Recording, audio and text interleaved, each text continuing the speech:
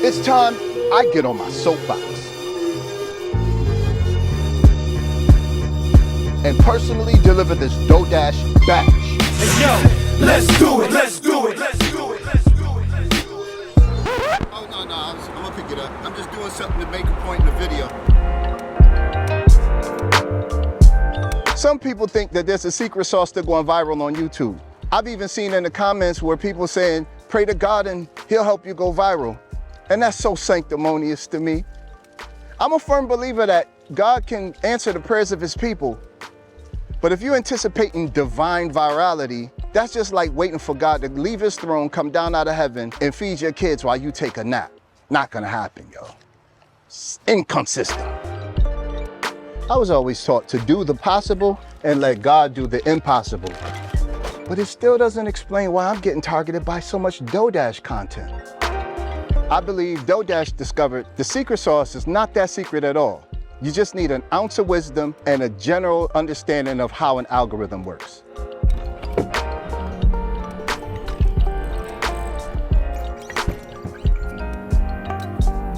All right, for this part, I need to sit down and just talk to y'all for a minute. And now, if you're a small YouTube channel, you're trying to grow a YouTube channel, you should probably lock in with me for a few minutes because this is some valuable information I'm about to share. You ready? YouTube is not social media. I repeat, YouTube is not social media. So get that out of your head. Let's start there. YouTube is the largest video search engine in the world, which is owned by Google, the largest search engine in the world. Think of it like the seasonal section of a grocery store. Whatever's popping for that season is right in the front as soon as you walk in. And then things that are directly related to or relatable to that popping thing of the season is relatively right next to it, somewhere close. Once the season even gets close to the end, new items take its place and the old items either go to clearance, storage, or the trash. And if the product is totally irrelevant, it's probably not even gonna make it to the floor. Now, the scary hard truth of the matter is this, and this part might really hurt your feelings. The algorithm don't care if you grow or not. The algorithm's job is not to get you noticed. Its sole purpose is to provide specific binge-worthy content, and it feeds you that content. That's it. It doesn't care about your new music release. It doesn't care about your invention. It doesn't care about that new bright, witty thing that you felt like you created, this one-of-a-kind idea, this uniqueness that you bring to the table. It does not care about that uniqueness. It has no interest in promoting you. If your content does not fall into a pre-existing category that the algorithm could push to an existing audience, it's gonna put your stuff on the shelf. And sometimes that shelf is where nobody can reach it. And unfortunately, this is a problem that the underdog, the small creators like us, have to deal with. We just simply can't compete with celebrities and trending topics. But we can hang 10. A hang 10 is when a surfer stabilizes on top of a wave. And it's so stable that they can walk to the front of the board and hang 10 of their toes off of the front of their surfboard. Hang 10. We can do this with trending topics, but we must know and respect the size of the wave we decide to hang 10 on. Larger channels are awarded priority and greater success riding taller waves, trending topics. Whereas smaller channels will end up getting lost in those bigger waves. But from time to time, we get a DoorDash. She's a smaller wave creeping up to become a massive tidal wave, hopefully. And while she's smaller and growing, the smaller content creators have the algorithm's full permission to attempt to get on that wave. The ones that do have a really good chance to hang 10. Let me break it down like this. Because the algorithm is shining on DoorDash in the moment, her success can be shared and duplicated. Small creators are now experiencing growth because of her efforts. Her style of video is what I call a talking head video. One person sitting in front of a camera, similar to what I'm doing right now, with little to no edits. These videos are mad simple to make and can be posted multiple times a day or week.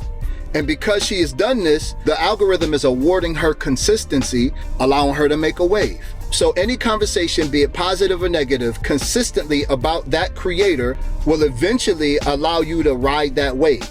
How it works? Adding the words DoorDash in the title, putting it in your description, even fixing your thumbnails to kind of look like her. She's sitting in the car or she's sitting at the house, these talking head images, anything that's directly related to a topic that she's been talking about, whatever it is, doing that consistently will also put you in the alignment of her algorithm. Keep in mind, Once the algorithm eventually categorizes you under DoDash, it's also going to put you in front of her audience to see if they like you too.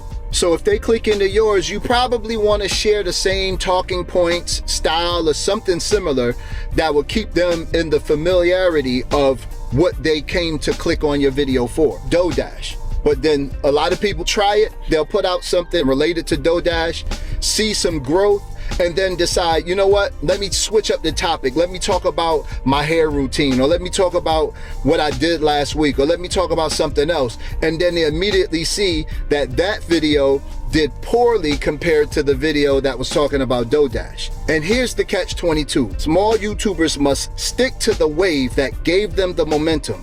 Don't jump off too fast and start going on a tangent into other things to see what works. YouTube don't care about what works for you. If you found something that works for the algorithm, which works for the people of the algorithm, remember, the algorithm is only categorizing things for humans. So if you make topics, if you stick to topics that humans like, you don't have to appease the algorithm. I'm gonna say it again. Small YouTubers must ride the wave that gave them the momentum. You have to ride the wave and stay on the wave that give you the momentum. But smart YouTubers learn how to jump from one wave to another to keep extra momentum going, to afford them the opportunity where they grow in the algorithm. Once you get to a certain growth spurt, a growth level, the algorithm will give you the license to try new things. We start trying new things too soon. You have to stick to the plan that's working for you. Go back through your YouTube videos and look at the ones that have the most views. Whatever you did with that, try to duplicate that. That's the key. Stick to the wave that gave you the momentum. Right now, people, including myself with this video, is riding the DoDash wave. Now, I'm gonna do more about DoDash and other things that she said about content creators over 40 and things like that. I'm a little over 50. I'm jumping in on the conversation because I'm going to ride that momentum to grow my channel. Once I grow my channel to a point where my name becomes a part of what the algorithm is looking for, what the people are searching for, because the algorithm is only giving them topics based off of what they're looking for. If people are looking for Todd Bangz again, my name become the keyword. Once my name is the keyword, once my methods like Hang 10, I'm not sure. Whatever I'm doing, once that becomes the keyword, I'll start sliding into trying new things, or I'll do something else on another channel and try to make it rock. So some people might say, Todd Bangz, what's up with your channel then? You have all this great advice, your video's not popping. You only have a couple thousand subscribers. Well, there's a downside, and there's a few of them. And this is just my opinion. The reason why I specifically and personally have chosen not to take on this route, talking head videos are crazy mundane and boring to watch over long periods of time. Like, there's no creativity in them. There's no story and no hooks to these type of videos, just information and hype. And eventually that comes to question due to lack of real effort. Like, really, how many times can I sell you the same sandwich and make you believe that it's getting better without visual proof of improvement? And like I said, these are my opinions. I'm a videographer, so I like to see things moving around. As you saw in this video, like, this is my rendition of a DoDash video. This is what I would do with it. Everything that you saw in this video and more. I have crazy ideas. I need to bring my ideas. I'm riding my Segway. These are things that I love. These are things that I want to be known for. I don't want to experience burnout because I'm just sitting in front of this camera talking to the thing and you're just like, yo, okay. I mean, that connects and that's good. And if it works, it works. But if I start out like that and it catch on like that, I have to keep doing it like that. If I'm going to ride this wave until the next wave comes, I'm gonna ride it my way, where I at least enjoy this journey as I'm trying to stay relevant enough to grow my YouTube channel. Make sense? Now, I'm not trying to tell y'all to go all Mr. Beast on the production value, but at the end of the day, can we flip that? Today is DoDash. Tomorrow it might be somebody else. But the key is, we have the license to ride the wave of smaller YouTubers. Don't try to pick some big topic that all of the big guys out there with the fancy thumbnails are doing. Don't jump on their topics just yet. If you have insight and some healthy information to offer in that topic, have at it, do your thing.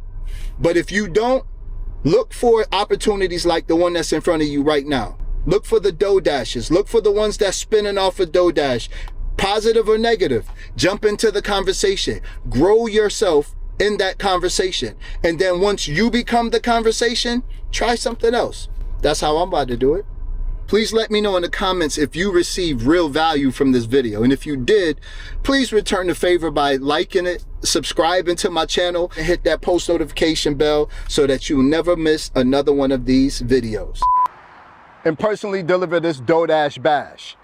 How that look? Look good. This is cracked now. Is it? We'll get another one.